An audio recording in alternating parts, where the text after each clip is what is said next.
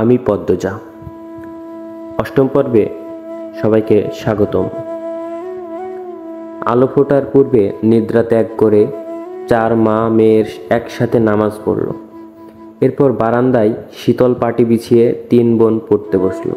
রাতভর ঝমঝম করে বৃষ্টি হয়েছে। বর্ষা স্নানে স্নিগ্ধ প্রকৃতি, মায়াবী সকাল। এমন সকালে কেউ ঘুমাতে যায়, আর কেউ বা বই পড়তে পছন্দ করে, অথবা পছন্দের যে কোনো কাজ করে।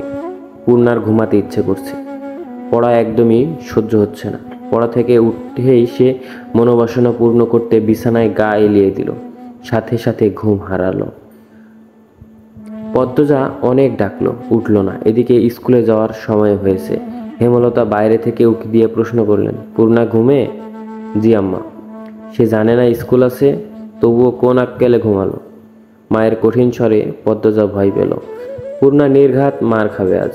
সে হেমলতাকে আশ্বস্ত করে বলল, তুমি যাও আম্মা, পূর্ণা কিছুক্ষণের মধ্যে তৈরি হয়ে যাবে। হেমলতা জানেন পূর্ণা এত সহজে ঘুম থেকে উঠবে না। অহরহ এমন হয়ে আসছে। যতই আদর করে ডাকা হোক না কেন, বৃষ্টিমাখা সকালে তার ঘুম ছুটানো যায় না। বাঁশের কঞ্চি পূর্ণা খুব ভয় পায়। কঞ্চির বাড়ি না খাওয়া অবধি ঘুম পূর্ণাকে কিছুতেই ছাড়বে না। এ যেন ভূত ছাড়ানোর মতো।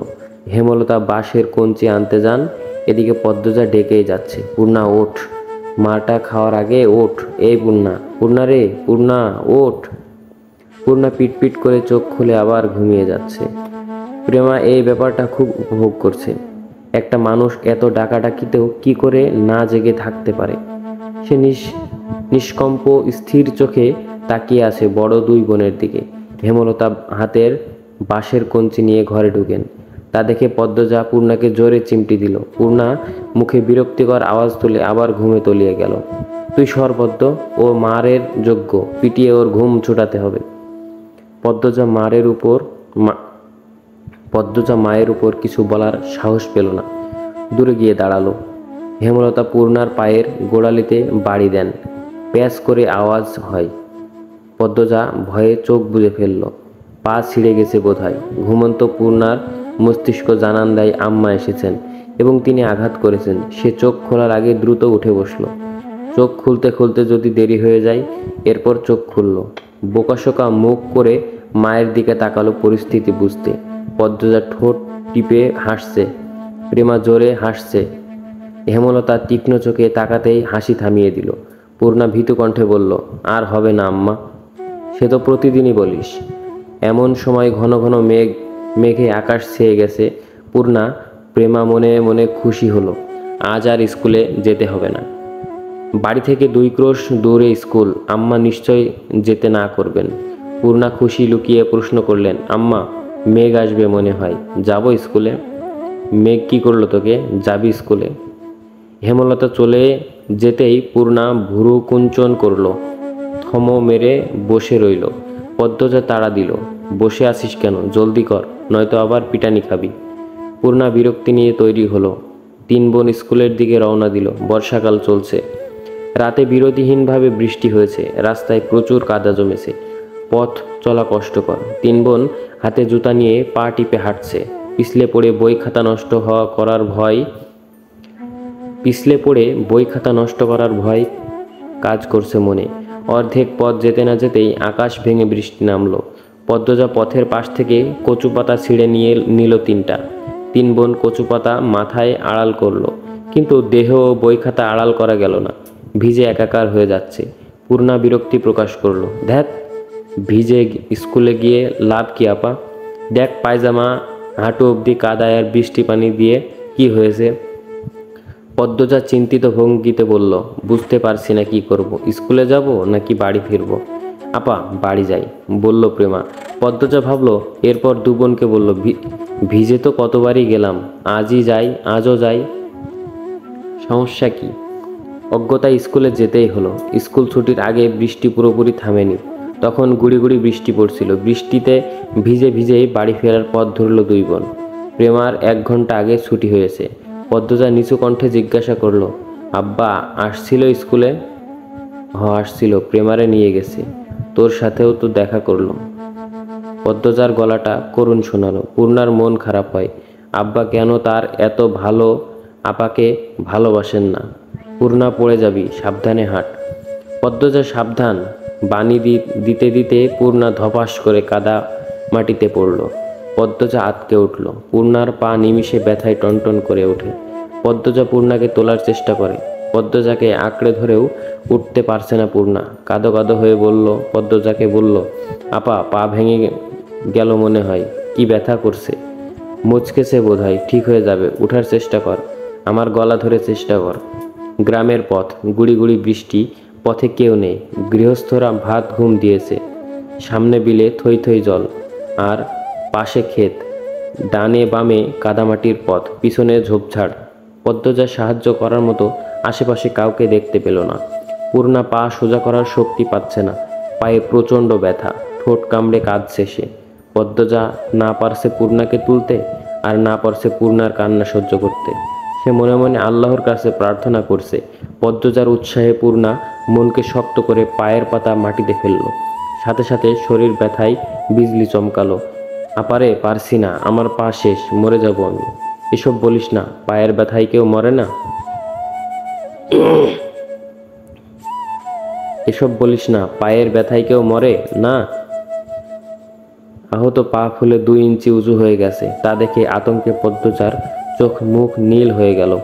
তার কান্না পাচ্ছে খুব। পদ্মজা পূর্ণার পায়ে আলতো করে চাপ দিতেই পূর্ণা চেঁচিয়ে উঠল, একটু সাবধানে হাঁটলে কি হতো। ইস, এখন কি কষ্টটা হচ্ছে আপা, পা ব্যথা খেয়ে নিচ্ছে। পদ্মজা খুব কাছে পায়ের শব্দ পেল। চকিতে চোখ তুলে ক্ষেতের দিকে তাকালো। মুহূর্তে ঠোঁটে হাসি ফুটে উঠল। সে পূর্ণাকে বলল, পূর্ণারে, আম্মা আসছে। হেমলতার দেখে পূর্ণা কলিজায় পানি পেল। মনে হলো মাকে দেখেই ব্যথা অনেকটা কমে গেছে। হেমলতা ছুটে আসেন, পূর্ণার মাথায় হাত বুলিয়ে বলেন, কিছু হয়নি, এসব সামান্য ব্যাপার। এরপর পদ্মজাকে বললেন, তুই বইগুলো নে। হেমলতা এদিকে সেলাই করা কাপড় দিয়ে এসেছিলেন। যার কাপড় ছিল সে অসুস্থ, তাই যেতে পারছিল না। বাড়িতেও কোনো কাজে মন টিকছিল না, তাই ছাতা নিয়ে বেরিয়ে পড়েন। ঘরে চুপচাপ বসে থাকার চেয়ে একটা মানুষকে সাহায্য করা ভালো। ফেরার পথে তিনি দূর থেকে দেখতে পেলেন দুটো মেয়েকে। একটা মেয়ে পথে বসে আছে, আর একটা মেয়ে পাশে। বিপর্যস্ত অবস্থা তাদের। মেয়ে দুটিকে চিনতে পেরে বুক কেঁপে উঠল। পথ দিয়ে আসলে দেরি হবে, তাই তিনি ক্ষেতের পথ ধরেন। পূর্ণা ব্যথায় যেন নিঃশ্বাস নেওয়ার শক্তি পাচ্ছে না। একটা ভ্যান পাওয়া গেল, খুব উপকার হতো। 2 মিনিটের মাথায় ভ্যানের দেখা মিলল। অনেক দূরে ভ্যানের অবস্থান। ভ্যানে চিত্রা, লিখন শাহ, আরও 2 জন। তারা মাতব্বর বাড়িতে গিয়েছিল। যখন কাছাকাছি ভ্যানের অবস্থান, তখন চিত্রা পদ্মজার তার মা বোনকে দেখল। উদ্বিগ্নতা নিয়ে ভ্যান থামাতে বলল। লিখনের নজরে ব্যাপারটা আসতেই সে তাড়াহুড়ো করে ভ্যান থেকে নামল। চিত্রা আগে আগে এগিয়ে আসে, চোখে মুখে আতঙ্ক নিয়ে বলল, পূর্ণার কি হয়েছে? পদ্মজা বলল, কাদায় পড়ে পা মচকেছে। হেমলতা, চিত্রা, পদ্মজা এবং পূর্ণাকে তুলে দিয়ে লিখন সহ বাকি 2 জন সহকর্মী ভ্যান ছেড়ে দিল। তারা হেঁটে ফিরবে। পা ব্যথা অনেকটা কম লাগছে। 2টি বালিশের উপর পা রাখা। ব্রেস নেই বিথায় ব্রেসের মতো কাপড় বেঁধে দিয়েছে হেমলতা।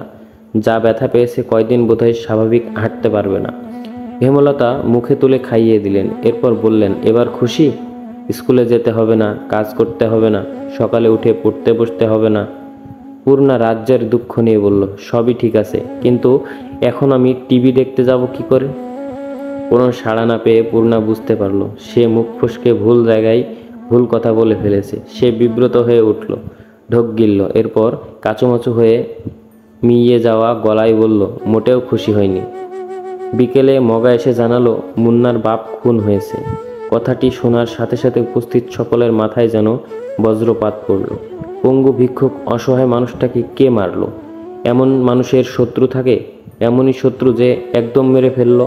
হেমলতা শ্বাসরুদ্ধকর কণ্ঠে প্রশ্ন ছুড়লেন, কখন?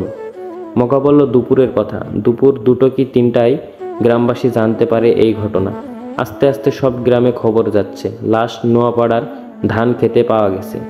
মুন্নার আত্মীয় বলতে কেউ নেই। দুঃসম্পর্কের যারা আছে তারা মুন্নার দায়িত্ব নিতে চাইল না। মাতব্বর মুন্নার ভার নিতে চেয়েছিলেন, কিন্তু মুন্না পদ্মজাদের বাড়িতে থাকতে চাই। হেমলতা সানন্দে নিয়ে আসলেন মুন্নাকে। এখন থেকে মুন্না এই বাড়ির ছেলে। পদ্মজা পূর্ণা খুব খুশি হলো না প্রেমা? মুন্না প্রেমা সমবয়সী। প্রেমা ভাবছে তার আদরের ভাগ বসাতে মুন্না এসেছে। হেমলতা ব্যাপারটা বুঝতে পেরেছেন। পদ্মজাকে বললেন, প্রেমার পছন্দ হচ্ছে না মুন্নাকে। দুজনের মধ্যে সখ্যতা করে দিস, যাতে একজন আরেকজনকে আপন চোখে দেখে। পদ্মজা আশ্বস্ত করে বলল, কয়দিনে মিশে যাবে দুজন। পূর্ণা ব্যথায় ঘুমাতে পারছে না। প্রেমা মুন্না ঘুমে। মুন্না খুব কেঁদেছে। এখন ক্লান্ত হয়ে বেঘরে ঘুমোচ্ছে। রাত তো কম হলো না। পূর্ণা মা বোনের বৈঠক দেখে বলল, আম্মা, মুন্নার নতুন নাম রাখা উচিত। কেন? এখন থেকে মুন্না আমাদের ভাই, আমাদের নাম প দিয়ে। তাহলে ওর নাম প দিয়ে হবে, তাই না আপা? হেমলতা হেসে বললেন, তুই নাম রাখ তাহলে। রাখছি তো, প্রান্ত মোড়ল। মুন্নাকে জানা সকালে, রাজি হলে এরপর সবাই না হয় ডাকবো। রাজি হবে না মানে পিটিয়ে রাজি করাবো। হেমলতা মৃদু হাসলেন। পূর্ণা অসুস্থ হলে খুব কথা বলে, মুখ বন্ধ রাখতেই পারে না। অনেক বছর আগের ঘটনা বা কয়েক বছর পর কি হবে তা নিয়ে অনবরত কথা বলতে থাকে। গহীন অন্ধকার। আজ বোধহয় অমাবস্যা। হেমলতা কালো চাদরের আবরণে ঘাপটি মেরে বারান্দায় বসে আছেন। হাতের কাছে ছুরি, লাঠি। গত 3 দিন ধরে তিনি ঘরের পাশের পায়ের আওয়াজ শুনছেন। তখন ঘরে মোর্শেদ ছিল, একজন পুরুষ ছিল, বুকে সাহস ছিল। আজ মোর্শেদ নেই। মুন্নাকে বাড়িতে আনতে তিনি ঝগড়া করে বাড়ি ছেড়েছেন। কবে ফিরবেন ঠিক নেই। আজ কিছুতেই ঘুমানো যাবে না। হাতে নাতে সন্দেহকারীকে ধরে এই বিপদ থেকে মুক্ত হতে হবে। কিন্তু অনেকক্ষণ হলো কেউ আসছে না। চোখ বুজে আসছে হেমলতার। সারাদিন অনেক খাটুনি গেল। কাদামাটিতে ছপ শব্দ তুলে কেউ আসছে। হেমলতা সতর্ক উঠেন। শক্ত হাতে লাঠি ও ছুরি ধরেন। পায়ের শব্দটা কাছে আসতেই তিনি বেরিয়ে আসেন। অন্ধকারে পরিষ্কার নয় মুখ। আন্দাজে ছুঁড়ে মারেন হাতের লাঠি। লাঠিটা বেশ ভালোভাবেই পড়ল সামনের জনের উপর। পিছনের জন দৌড়ে পালালো। লোকটি আর্তনাদ করে বসে পড়ল মাটিতে। পরক্ষণে পালানোর চেষ্টা করলো, কিন্তু পারল না হেমলতার জন্য। হেমলতা দ্বিতীয় লাঠি দ্বারা আবার আঘাত করলেন। তার তীক্ষ্ণ দৃষ্টি স্থির। আহত ব্যক্তির আত্মচিৎকার শুনে বাড়ির ভেতর থেকে ছুটে আসে সবাই। টর্চের আলোতে চারিদিকে আলোকিত হয়ে উঠল। হেমলতা স্বাভাবিক ভঙ্গি নিয়ে দাঁড়িয়ে আছেন। তিনি যেন জানতেন এই লোকেরাই আসার কথা ছিল।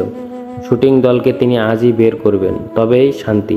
পদ্মজা, প্রেমা ও মুন্না বেরিয়ে আসে। পূর্ণা ঘরেই রইল। পদ্মজা ডিরেক্টর আবুল জাহেদকে দেখে চমকালো। তখন কোত্থেকে আগমন ঘটল মোর্শেদের?